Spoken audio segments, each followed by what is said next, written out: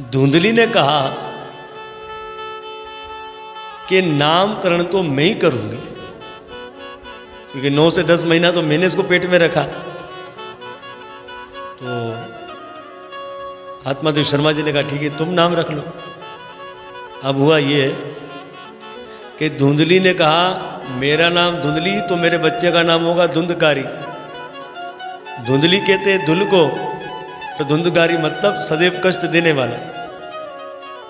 इस तरह से आगे चलकर जो है दोनों बच्चों को गुरुकुल में भेजा गया, पर धुंधकारी तो बना चोर और गौकर्ण महाराज जी विद्वान पंडित बन गए। अब आए दिन धुंधकारी अपने पिता से पैसे मांगता रहता था। एक दिन तो पिताजी तंग आ गए और कहा कि अब मैं तुझे कुछ भी नहीं दूंगा। उस वक्त धुंधकारी क्रोधित हो गया और घर के जितने बर्तन आदि थे सब बेच दिए। अब तो आए दिन ये ऐसा ही करने लगा। यहाँ आत्मादेव शर्मा जी बच्चे से परेशान हो गए और आत्महत्या करने के लिए जा रहे हैं। देखो पहले आत्महत्या क्यों करने के लिए गए आत्मादेव शर्मा जी? संतान नहीं थे, पर आज तो संतान आ गई है, अब क्यों आत्महत्या करने के लिए जा रहे हो? इसलिए हमारे संत कहते हैं कि जननी भक्त जनजो नहीं तो बांझ रह जो। हे बच्चे को जन्म देने वाली औरत, अगर अपने पेट से तुझे जन्म देना है तो भक्त को देना, और अगर भक्त को जन्म ना दे सके तो सारी जिंदगी बांझ ही रहना, यही ठीक है। इस पर कुछ लोग कहते हैं औरत को क्या पता कि भक्ति जन्मेगा? तो भैया शास्त्रों में भी तो लिखा है। आप देखें श्रीमद् भागवत के 7 स्कंद के अंदर, विष्णु पुराण के अंदर, जब माता कयादु गर्भवती थी उस वक्त देव ऋषि नारद जी कथा कहते थे। माता कयादु भगवान की कथाओं को बड़े प्रेम से सुनती थी और पेट में जो बच्चा पल रहा था वो भी भगवान का भक्त निकला। इसलिए गर्भवती स्त्रियों को ज़्यादा से ज़्यादा भगवान के नाम का जप, कीर्तन और भगवान की कथाओं को सुनना चाहिए ताकि बच्चा आध्यात्मिक पैदा हो। आज भी कुछ लोग मन धड़क बातें कह देते हैं कि सोने वाले कमरे में भगवान का चित्र नहीं होना चाहिए। क्यों नहीं होना चाहिए? किस लिए नहीं होना चाहिए? आप जो भी कर रहे हो क्या भगवान आपको देख नहीं रहे? अरे भगवान तो सर्वव्यापक है, वो तो देखते हैं। कमरे में भगवान का चित्र होना चाहिए। क्यों? आप सोते समय जगन्नाथ प्रभु को देखोगे, उठते समय भगवान का आपको दर्शन होगा, तो आपका कल्याण हो जाएगा। इस तरह से हमें भगवान के चित्र लगाना चाहिए। रसोई घर में ही भगवान का चित्र होना चाहिए। अब रसोई घर में कौन भगवान का चित्र लगाए? चलो वैष्णव तो लगा देंगे, भगत लोग तो लग जाएंगे, लगा देंगे, दूसरे लोग थोड़ी लगाएंगे। क्यों? अरे साहब मांस बनाते हैं, भगवान को ही सुगंध जाएगी। तो कहने का अर्थ ये है कोई प्रतिबंध नहीं। तो यहाँ पर हमें हमारे जो आचार्य कहते हैं, संत महापुरुष कहते हैं कि हे बच्चे को जन्म देने वाली औरत, देना है तो भगत को जन्म देना, वरना तो बांझ ही रहे तो अच्छा है। तो भगत को कब जन्म देगी?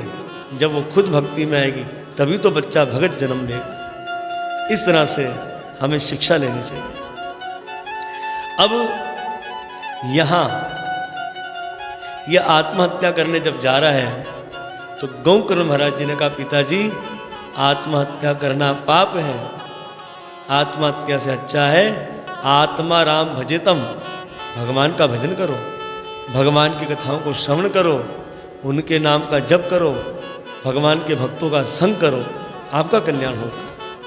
तो पुत्र ने पिता को ज्ञान का उपदेश दिया और यहाँ पर आत्मादेव शर्मा जी राम राम करते करते वन में चले गए।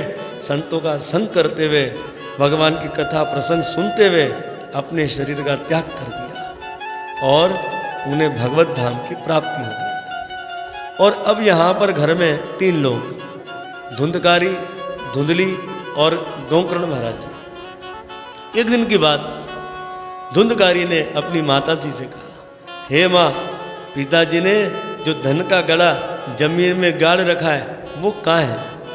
धुंधली ने कहा बेटा कोई भी धन का गड़ा पिताजी ने धरती में नहीं डाला। अब तो ये क्रोधित हो गया, इसने अपनी माँ को पीटना आरंभ कर दिया और गले से पकड़ लिया।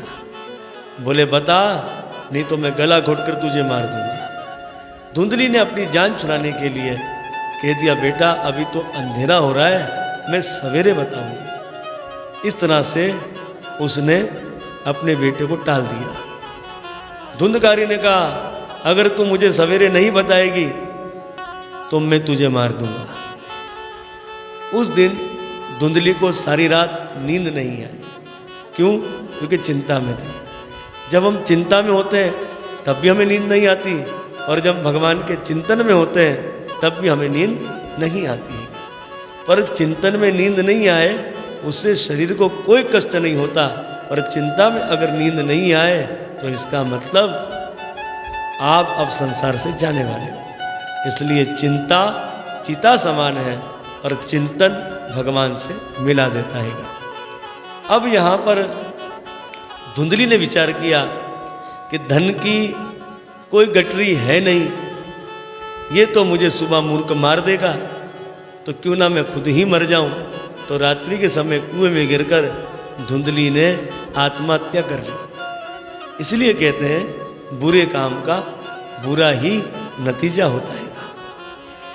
सवेरे जब गौकर्ण महाराज जी को पता लगा तो अपनी माँ का अंतिम संस्कार किया। अब यहाँ पर गौकर्ण जी विचार करते हैं कि अगर मैं इस पापी धुंधकारी के संग रहूँगा तो मैं भी पापी बन जाऊँगा। वो कहते हैं कि साधु का संग करोगे तो विद्वान बनोगे और गधे के पास जाओगे तो लात पड़ेगी। तो यहाँ पर जो है गौकर्ण महाराज जी यही विचार कर रहे हैं और अपने बड़े भाई धुंधकारी के पास गए। गौकर्ण महाराज जी ने कहा, भैया यदि आपकी अनुमति हो तो मैं तीर्थ यात्रा पर चला जाऊं। तो यहाँ धुंधकारी ने कहा, हाँ भैया चला जा। तो गौकर्ण महाराज जी तीर्थ यात्रा पर चले गए। अब मकान खाली हो गया और यहाँ धुंधकारी 5 वेश्याओं को लेकर आ गया। हमारे वैष्णव आचार्य कहते हैं ये 5 वेश्या नहीं है, ये 5 विषय हैं। रूप, रस, गंध, संप्रश और शब्द, ये 5 विषय, यही 5 वेश्या है। लेकर आ गया और खाली मकान पर ही कब्जा होता है। जगन्नाथ प्रभु भी खाली मकान पर कब्जा करते हैं। भगवान भी झांकते हैं भीतर कि काम, क्रोध, लोभ, मोह आदि तो नहीं है। नहीं तो भगवान बोले खाली मकान है, हमारा कब्जा। और जब भगवान देखते रहे काम, क्रोध, लोभ, मोह आदि भरे तो भगवान कहते अरे ये तो परिपूर्ण हैगा, ये तो घर भरा पड़ा है, हमारी तो जगह नहीं है इसमें। तो इसमें भूत प्रेतों का ठिकाना हो जाता है, क्योंकि भूत प्रेत भी खाली मकान पर कब्जा करते हैं। ये धन लूट कर लाता था, वेश्याओं को देता था। एक दिन इसने एक राजा के यहाँ चोरी करी और सब धन वेश्याओं को लाकर दे दिया। वेश्याओं ने सोचा ये बात जब राजा को पता लगेगी, राजा इसे तो दंड देगा और हमें भी दंड देगा, क्यों ना इसे मार दिया जाए। उस समय वेश्याओं ने तड़पा तड़पा कर धुंधकारी को मार दिया। अब खड्डा खोदकर वहीं दफन कर दिया। 2-4 दिनों में अगल बगल वाले पूछे धुंधकारी कहाँ है, तो वेश्याओं ने झूठ कह दिया, व्यापार करने के लिए किसी और शहर में गए।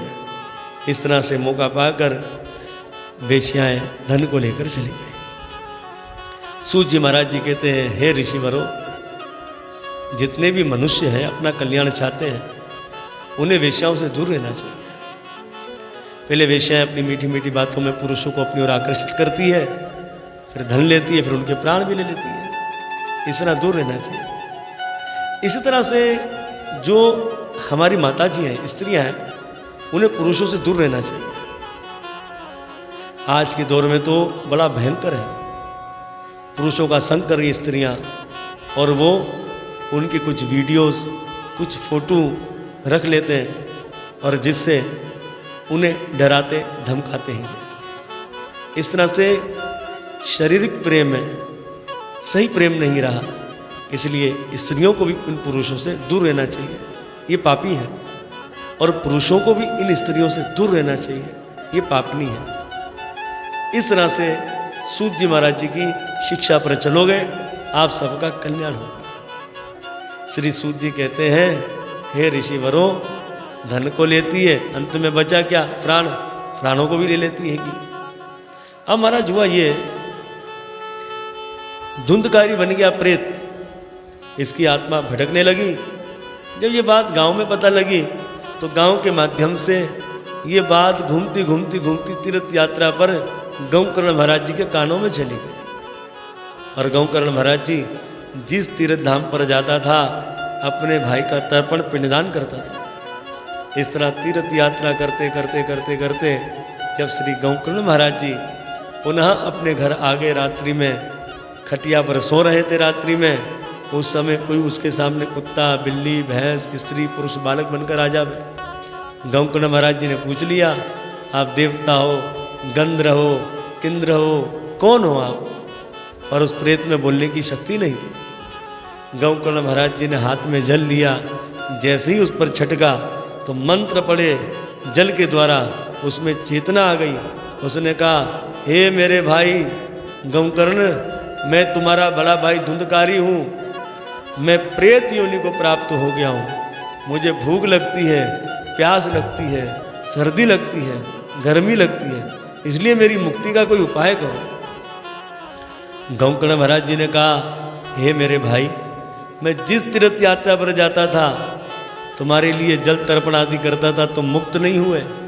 इसने कहा कि मैंने जीवन में इतने पाप किए, इन सब साधनों से मैं मुक्त होने वाला नहीं। तो गौकर्ण महाराज जी ने कहा, ठीक है, तू रात्रि निकाल, मैं सवेरे विद्वान पंडितों से मिलकर तेरी मुक्ति का कोई उपाय करता हूँ। अब जब गौकर्ण महाराज जी ने सुबह विद्वान पंडितों से कहा तो उस समय सबने कहा, हे गौकर्ण जी, जब आपने इतना कुछ कर लिया है, मुक्त नहीं हुआ, तो हमारे बताई साधना से कैसे मुक्त होगा? इसलिए आप सूर्य देव की आराधना करो। तो गौकर्ण महाराज जी ने सूर्य देव का तप किया, सूर्य देव प्रकट हो गए। और सूर्य देव ने कहा, हे गौकर्ण जी, आपके भाई की मुक्ति का उपाय है, श्रीमद् भागवत कथा का 7 दिन का ज्ञान यज्ञ करो, इसी से आपका भाई मुक्त होगा। अब यहाँ पर जो है, गौकर्ण महाराज जी ने अपने परिवारजनों से कहा और श्रीमद् भागवत सप्ताह ज्ञान यज्ञ को आरंभ किया। सब लोग कथा सुनने के लिए आए, ये प्रेत भी आया। अब हुआ ये कि इसको तो बैठने की जगह कोई मिली नहीं, तो वहाँ पर 7 गिठानों वाला बांस था, ये प्रेत उसमें ही प्रवेश कर गया। पहले दिन की कथा आरंभ हुई, संध्या में विश्राम हुई, तो बांस की एक गिठान फटी। तो हुआ ये कि ऊपर देवता का माथा नजर आया, जिसके कानों में कुंडल, माथे पर मुकुट और मुस्कुरा रहा था। इस तरह से एक एक दिन कर कर बांस की 7 गिठानें टूट गई और उसमें से साक्षात देवता प्रकट हुआ और गौकर्ण महाराज जी के चरणों में नमन करता है। ये देखकर गौकर्ण महाराज जी राम राम राम राम करने लगे। अरे देवता होकर मेरे चरणों में नमन करते हो, मुझे क्यों पाप में डालते हो? उस समय देवता ने कहा कि मैं कोई देवता नहीं, मैं तो तुम्हारा बड़ा भाई धुंधकारी हूँ, और तुमने जो मेरे लिए श्रीमद् भागवत कथा ये कही 7 दिन तक, इससे ही मैं प्रेत योनि से मुक्त हो गया। तो यहाँ पर श्लोक आता है, धन्यम भागवती वार्ता प्रेत पीड़ा विनाशनी, सप्ता हो तपी तथा धन्य कृष्ण लोक फल प्रदा। धन्य भागवत की बातचीत, कथा मतलब बातचीत, इस बातचीत ने 7 दिन में मुझे प्रेत योनि से मुक्त कर दिया और कृष्ण के धाम की प्राप्ति करवा दी। और ये सब मेरे भाई तुम्हारी ही वजह से हुआ हैगा, इसलिए मैं तुम्हें धन्यवाद देता हूँ। विमान पर बैठा और यहाँ धुंधकारी भगवान के धाम को चला गया। जितने लोग कथा सुनने के लिए आए थे, सब ने कहा 7 दिन से कथा तो हम भी सुन रहे हैं, और विमान तो एक ही आया। अब यहाँ पर जो है श्री गौकर्ण महाराज जी कहते हैं, शायद आप सब लोगों ने कथा को ध्यान से नहीं सुना, इसलिए आप लोग के लिए विमान नहीं है।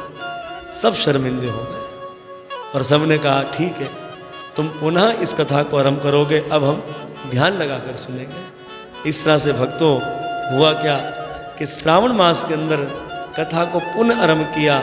अब सबने ध्यान से इस कथा को सुना और कथा के अंतिम दिन जगन्नाथ भगवान श्री कृष्ण आए, अर्जुन आए, प्रहलाद आए, शंकर जी आदि सब देव आए। बड़ा महान कीर्तन हुआ। साक्षात सुखदेव गोस्वामी जी भी आए और उन्होंने भागवत के श्लोकों का उच्चारण किया। अर्जुन सुंदर रागों का उच्चारण कर रहे थे और इंद्रदेव ने ऐसा मुद्रंग बजाया, सब मस्ती में मस्त होकर झूम झूम कर नाच रहे थे। जितने लोग कथा सुनने के लिए वहाँ विराजमान थे, सब लोग शरीर सहित भगवान के भक्तों का हाथ पकड़े विमानों पर बैठकर भगवत धाम को चले गए। और यहाँ भगवान श्री कृष्ण ने गौकर्ण महाराज जी का हाथ पकड़ा और अपने संग भगवान श्री कृष्ण उन्हें विमान पर बिठाकर गोलोक धाम को लेकर चले गए। ये कथा सुनकर देव ऋषि नारद जी बड़े प्रसन्न हो गए। और यहाँ पर पंचम अध्याय के अंतिम यहाँ लिखा है, श्री सूत जी कहते हैं कि हे ऋषिवरों, जो मैंने आपको भागवत महात्म्य की कथा को कहा, ये कथा पितरों को अति प्रिय है। इसलिए श्राद्ध पक्ष में अमावस्या की तिथि में जो इस कथा को अपने पूर्वजों के निमित्त करेंगे, उन सबके पूर्वज प्रसन्न हो जाएंगे। और शांडिल्य ऋषि चित्रकूट पर नित्य इस कथा का पाठ करते हैं। अब आगे देव ऋषि नारद जी ने प्रार्थना करी ऋषिवरों से, भागवत के नियम क्या है, कैसे इस कथा को सुनना चाहिए, इसके विषय में अंतिम 6ठे अध्याय के अंदर बताया गया है। तो सबसे पहले आप कथा सुनने की इच्छा रखते हैं तो जो कथा कहने वाले हैं उन्हें व्यास कहा जाता है। इसलिए आप व्यास जी के पास जाइए, प्रार्थना करें, हे व्यास जी, हमें श्रीमद् भागवत कथा को श्रवण करना है। तो व्यास जी बताएंगे, भाई इस तारीख से इस तारीख तक कथा होगी, तो इसको कहते हैं शुभ मुहूर्त। ये मुहूर्त बताया गया है। इसी तरह से भादव मास, कार्तिक मास को शुभ बताया गया है, लेकिन भागवत में शुभ अशुभ मुहूर्तों के विषय में कोई ज़्यादा ध्यान नहीं दिया गया है। कभी भी इस कथा को सुन सकते हैं, चाहे कृष्ण पक्ष हो या शुक्ल पक्ष हो, कोई प्रतिबंध नहीं है। दिन हो या रात हो, कोई प्रतिबंध नहीं है। कथा को कर सकते हैं, सुन सकते हैं। फिर ब्राह्मण शालिग्राम जी, इनका पूजन करना चाहिए और शालिग्राम पर तुलसी दल चढ़ाइए। तुलसी पत्र जब कलश में डालोगे तो पूरा कलश का जल तुलसी दल हो जाएगा और वो शालिग्राम भगवान पर चढ़ाइए। भगवान विष्णु के हजारों नामों का वर्णन जो महाभारत में दिया गया है, उसका उच्चारण कीजिए और ओम नमो भगवते वासुदेवाय, ये मंत्र का उच्चारण करें। तो जितने भी वैष्णव हैं, तो वैष्णव परंपरा के द्वारा जहाँ दीक्षित हुए और जो मंत्र दिया है, तो उस मंत्र का जप कर सकते हैं। तो इस तरह से हम गौड़िया वैष्णव जो है वो जप करते हैं, हरे कृष्णा कृष्णा कृष्णा हरे हरे, हरे राम राम राम हरे हरे। तो हम इस मंत्र का जप कर सकते हैं। तो यहाँ पर मंत्र जप के विषय में भी बताया गया है। व्यास जी जो कथा कहने वाले हैं, उनके विषय में श्री सूत जी कह रहे हैं, उनको उचित है कि कथा को जल्दबाजी में ना कहें, सरलता से कथा कहें ताकि सुनने वालों को कथा समझ में आए, नहीं तो व्यास जी को भी दोष लगता है। इस तरह से 7 दिन तक शहद, बांसी अन्न, अब 3 घंटे बाद प्रसाद बांसी हो जाता है, ये ध्यान देने वाली बात है। इसलिए प्रसाद को 3 घंटे से पहले भगवान को भोग लगा दो, वो प्रसाद बन जाएगा, फिर वो तामसिक भोजन नहीं कहलाता है। इसलिए यहाँ पर वो बांसी नहीं कहा जाएगा, इसलिए अन्न बासी नहीं खाए। और बैंगन, मसूर, लहसुन, प्याज, मूली ना खाएं। अगर आपने संकल्प ले रखा है कथा के लिए, ना खाएं। और ज़्यादा भोजन कर कर कथा में ना बैठे, क्योंकि ज़्यादा भोजन करोगे आपको सुस्ती आएगी, इसलिए आप कथा नहीं सुन सकते ढंग से। और ज़्यादा पीकर भी कुछ ना बैठे, कुछ जल आदि, इससे आपको मलमूत्र की शंका लगी रहेगी, इसलिए ना पिए ज़्यादा। 7 दिन में कोई स्त्री अगर अपवित्र हो जाए, कथा सुन सकती है पर पीछे बैठकर, कोई प्रतिबंध उसको नहीं बताया गया हैगा। और अगर किसी को एक बार संतान हो जावे, दोबारा संतान ना हो, उसी भागवत को सुनना चाहिए। जिनकी संतानें गिर जाती है उन्हें भी भागवत कथा को श्रवण करना चाहिए। और तो और अगर कोई गृह बांधा दोष लग जावे, उन्हें भी श्रीमद् भागवत कथा को श्रवण करना चाहिएगा, क्योंकि भागवत साक्षात भगवान श्री कृष्ण का स्वरूप है, श्री कृष्ण की कथा है। तो इस तरह से ये नियमों के विषय में बताया गया हैगा। तो इसी तरह से श्रीमद् भागवत ज्ञान यज्ञ में जो ये प्रथम दिन की कथा और जिसमें महात्म्य की कथा पद्म पुराण के द्वारा आप सबने श्रवण की, तो अब हम इस कथा को यहाँ पर विराम देते हैं। तो भगवान की कथा ना तो कभी पूरी होती है, ना तो कभी अधूरी होती है। जो सुनने में मिल जाए उसमें आनंद लीजिए, अपने जीवन को सफल बनाइए। अगर कहने में मुद्दा से कुछ अपराध हो गया हो तो अपने सेवक को क्षमा कर देना, आशीर्वाद देना कि अपने राम इसी प्रकार से जगन्नाथ प्रभु श्री कृष्ण की कथा को कहते रहे। हरे कृष्णा।